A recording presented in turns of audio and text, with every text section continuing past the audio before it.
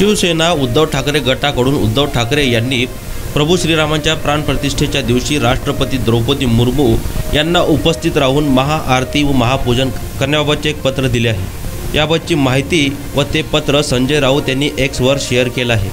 या पत्रात असे म्हटले आहे की सर्वप्रथम 22 जानेवारी रोजी श्रीराम मूर्ती प्रतिष्ठापनेच्या राष्ट्रपतींना शुभेच्छा।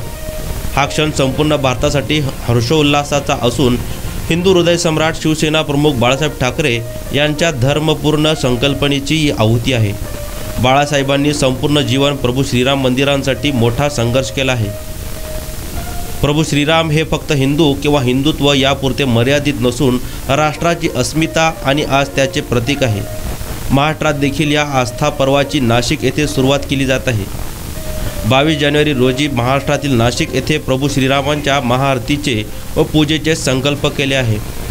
अयोध्या प्रभू श्रीरामांचे जन्मस्थळ आहे, तर नाशिकमधील पंचवटी दंडकारण्य हे त्यांचे कर्मस्थळ आहे।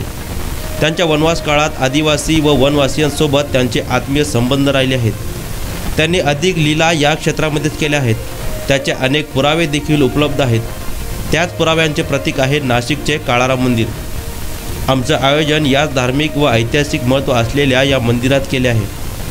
भूतकाळामध्ये सोमनाथ मंदिराची प्राणप्रतिष्ठापना तत्कालीन राष्ट्रपती डॉक्टर राजेंद्र प्रसाद यांच्या हस्ते झाली होती।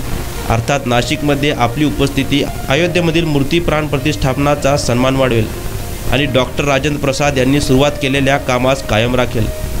अंतिमतः आपल्याला आग्रह व निमंत्रण आहे, देशाच्या प्रथम नागरिक म्हणून आपण नाशिकला यावे।